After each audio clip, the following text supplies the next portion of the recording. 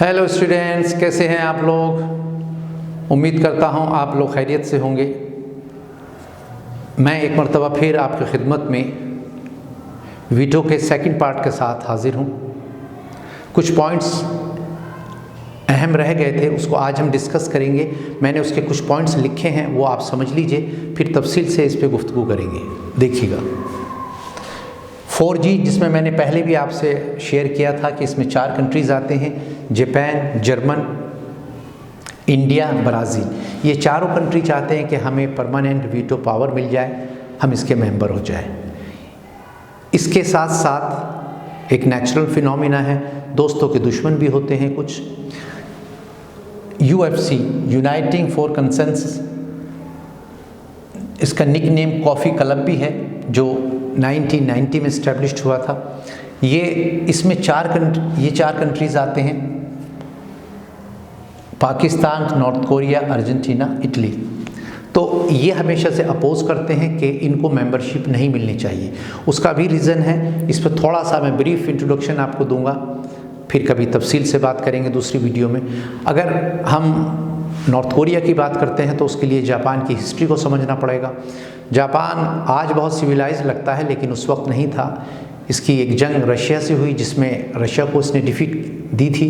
फिर चाइना से हुई, इत्तेफाक से चाइना को भी शिकस्त हो गई, और उसके बाद फिर इसका हौसला बुलंद हो गया। फिर वहाँ कोरिया में, पहले कोरिया दोनों एक ही होते थे, नॉर्थ और साउथ। वहाँ के राजा से इन्होंने एक ट्रीटी करी जापान ने कि हम आपके कंट्री में कुछ नुकसान नहीं करेंगे, अननेसेसरीली टॉर्चर नहीं करेंगे। लेकिन उस ट्रीटी पर ये कायम नहीं रहे और आखिर में फिर ये उसमें घुस गए, और वहाँ की जनता को, वहाँ के सिटीजन्स को बहुत इन्होंने टॉर्चर किया। औरतों का रेप हुआ, बहुत ज़्यादा नुकसान पहुँचाया कोरिया को जापान ने। और इस तरीके से ये चाहता था, जैसे ब्रिटिशर्स ने पूरी दुनिया में तकरीबन अपना पोजीशन था, तो वो भी उसी पैटर्न पे चाहता था जापान। तो इसलिए नॉर्थ कोरिया जापान को हमेशा से अगेंस्ट रहा है, अपोज करता है। और अगर हिंदुस्तान और पाकिस्तान की बात करें, इसमें पाकिस्तान भी आता है, तो पाकिस्तान और हिंदुस्तान की बात छुपी हुई नहीं है। तो पाकिस्तान अपोज करता है कि वीटो पावर इंडिया को नहीं मिलनी चाहिए। अब अर्जेंटीना की बात करते हैं, तो जिस कॉन्टिनेंट से ब्राज़ील आता है, उसी में अर्जेंटीना भी है, बॉर्डर भी एक दूसरे का मिला हुआ है। तो वो हमेशा से अपोज करता है कि मेरे पड़ोसी देश को मिल रही है, मुझे नहीं मिल रही, तो वो खिलाफ है। उसके बाद इटली को थोड़ा सा समझ लीजिए। जब सेकेंड वर्ल्ड वॉर हुई थी तो उसमें जापान और जर्मनी एक साथ थे। For the time being Italy साथ आ गया था, लेकिन कुछ वक्त के बाद जब दोनों कंट्रीज़ को शिकस्त हो गई तो इटली फिर यूरोप में आ गया, और वहाँ उसने ख़ास तौर से फ्रांस और इंग्लैंड के साथ मिलकर फिर जापान पे और जर्मन पे अटैक किया। तो उस बात की तलखी और उसकी कड़वाहट जर्मन को है, इसलिए अब यही तलखी इधर भी है इटली में। तो इटली हमेशा से अपोज करता है कि जर्मन को वीटो पावर नहीं मिलनी चाहिए, अगर उसको मिलेगी तो मुझे भी मिलेगी। तो इटली इसलिए अपोज करता है। तो ये मुख्तसर सा इन चारों कंट्रीज़ का इंट्रोडक्शन था। अब इसके दूसरे पहलू पे आते हैं, जो बहुत अहम है और एग्ज़ाम में अक्सर पूछा जाता है, NPT। अगर ये समझ जाएंगे और इसको समझ कर लिखेंगे तो बहुत आसान हो जाएगा। नॉन प्रोलिफरेशन, इसका मतलब to prevent the spread of nuclear weapons and technology. आप मैक्सिमम इसकी टेक्नोलॉजी को रोकेंगे, इसको मज़ीद नहीं फैलने देंगे, इसे आगे नहीं बढ़ावा देंगे, न्यूक्लियर टेक्नोलॉजी को इसको आगे नहीं बढ़ाएंगे। और सेकंड देख लीजिए, 3 पॉइंट्स इसके अंदर है। To cooperate in peaceful uses of nuclear energy, और बहुत अच्छी तरीके से कोऑपरेट करेंगे, मदद करेंगे, सहयोग देंगे।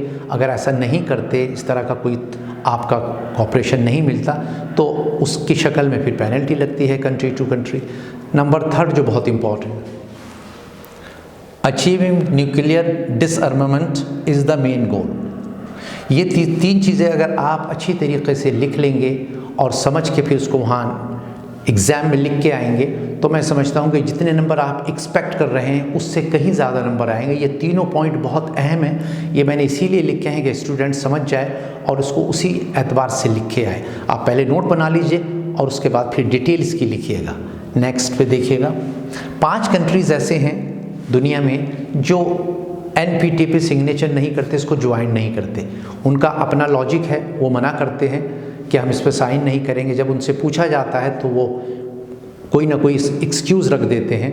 उन 5 कंट्री को देख लीजिएगा, India, Pakistan, North Korea, Israel, South Sudan. इन 5 में इन्होंने कभी NPT पे सिग्नेचर नहीं किए, नहीं एक्सेप्ट किया। ये कहते हैं हमारे पास न्यूक्लियर पावर नहीं है। सिर्फ इंडिया वाहिद कंट्री ऐसा है जो ये कहता है मेरे पास है, मगर मैं इसका फर्स्ट यूज़ नहीं करूँगा जब तक कोई मुझ पर इसको यूज़ नहीं करेगा। ऐसा नहीं कि वॉर शुरू हो गई और मैंने सबसे पहले न्यूक्लियर का इस्तेमाल कर दिया, ऐसा नहीं मैं करूँगा। अगर पहल वो करता है किसी भी कंट्री से, अगर मेरी वॉर होती है और उसने मेरे पे न्यूक्लियर यूज़ किया, सेकंड नंबर पे मैं करूँगा, रिटेलिएशन मेरा बाद में आएगा। तो ये जो 4 कंट्रीज़ बचे हैं ये सीरियस इस बात को खारिज करते हैं, ये कहते हैं हमारे पास ये पावर नहीं है। उसका सबब समझ लीजिए, अगर इन्होंने उस पर सिग्नेचर कर दिए तो इसका मतलब ये हो गया कि इन्होंने इस बात को तस्लीम कर लिया कि हमारे पास न्यूक्लियर पावर है। तो इस बात से बचने के लिए ये उसको ज्वाइन नहीं करते, जाते नहीं, मना करते रहते हैं, बहुत सारी एक्सक्यूजेज रखते रहते हैं। ये बात अलग है कि उन लोगों को इस बात का इल्म है, उनको इस चीज़ का पता है कि ये नहीं आ रहे हैं, सिग्नेचर नहीं कर रहे हैं, तो कुछ ना कुछ बात तो है, यानी कि उनको भी इस बात का एहसास है कि इनके पास ये पावर है, लेकिन ये जानकर उसको ज्वाइन नहीं करते, उस पर सिग्नेचर नहीं करते।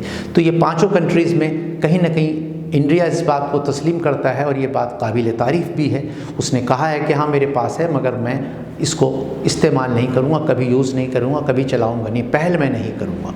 तो ये मुख्तसर चीज़ें बहुत अहम हैं। इसमें एक चीज़ मैं आपको बता दूं जो आपके बहुत काम आने वाली है, बल्कि यूँ समझ लीजिए आपके स्टूडेंट्स के लिए तो मील का पत्थर साबित होने वाली है।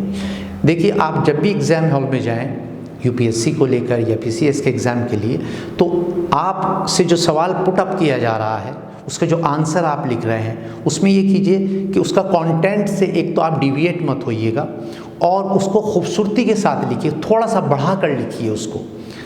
उसमें लिखा हुआ होता है कि 250 वर्ड्स में लिखना है या 300 में या 500 में या 400 में, जो भी उसमें लिखा, जो भी उनकी कंडीशन है, आप कोशिश कीजिए उसको जितनी खूबसूरती से आप लिखेंगे, ये आपके टैलेंट पे डिपेंड करता है। जाहिर है आप प्रेपरेशन कर रहे हैं तो इतना टैलेंट डेवलप हो गया कि आप इस बात को समझ सकते हैं। अगर आप हर क्वेश्चन का जवाब बहुत खूबसूरती से लिखेंगे तो कई नंबर एक्स्ट्रा उसके मिल जाएंगे। इसमें जो रोल होता है लिखने का, ये भी एक स्किल्स होती है, इसको डेवलप कीजिए। अगर इसको डेवलप नहीं की, राइटिंग स्किल बहुत इंपॉर्टेंट होती है UPSC में। अगर आपने इसको डेवलप कर ली और उसके अकॉर्डिंग लिखना शुरू किया तो यूँ समझ लीजिए जितने नंबर आप तवक्को कर रहे हैं उससे कहीं ज़्यादा नंबर आपको मिलेंगे। तो बस आज इतना ही इससे मुताल्लिक़ ये चैप्टर हमारा वीडियो का मुकम्मल हो गया है। यूँ तो बहुत लंबी चीज़ इसमें और भी बाकी हैं, उसको कितना भी लंबा कर लीजिए, लेकिन ये कि मुख्तसर जो अहम चीज़ें थी, जो इम्पॉर्टेंट चीज़ें थी, वो मैं आपके साथ शेयर कर चुका हूँ। अब इजाज़त दीजिए और आखिर में आपसे मेरी ये दरख्वास्त है कि अगर आपने हमारा चैनल अभी तक सब्सक्राइब नहीं किया, शेयर नहीं किया, लाइक नहीं किया, तो मैं ये चाहता हूँ कि आप इसे ज़रूर कर दीजिएगा, क्योंकि जिस तरीके से ये पैगाम मेरा आप तक पहुँच रहा है, मैं चाहता हूँ उन गरीब बच्चों पर भी मेरा ये पैगाम पहुँचे, उन तक मेरा मैसेज ज़रूर जाना चाहिए जो फाइनेंशियली थोड़े से टाइट हैं और वो ये ड्रीम देख रहे हैं, ये चाहते हैं और कोचिंग उनकी कंडीशन नहीं है, उसकी फ़ीस अफोर्ड नहीं कर सकते, बड़े बड़े कोचिंग हैं, उनकी जो टर्म्स एंड कंडीशंस हैं वो बहुत ज़्यादा टफ़ होती है, तो हर बच्चा उसको अफोर्ड नहीं कर पाता। तो मैं आप लोगों से ये दरख्वास्त करना चाहता हूँ कि आप इसको ज़रूर मैक्सिमम लोगों से शेयर कीजिएगा। जिस तरह आपको बेनिफिट पहुँच रहा है, मैं चाहता हूँ कि और नेशन में जिस तरह के बच्चे, इस तरह के अगर बच्चे हैं, उनको भी पहुँचना चाहिए। चलिए, तो बहुत बहुत शुक्रिया। Thank you very much for watching me. Bye.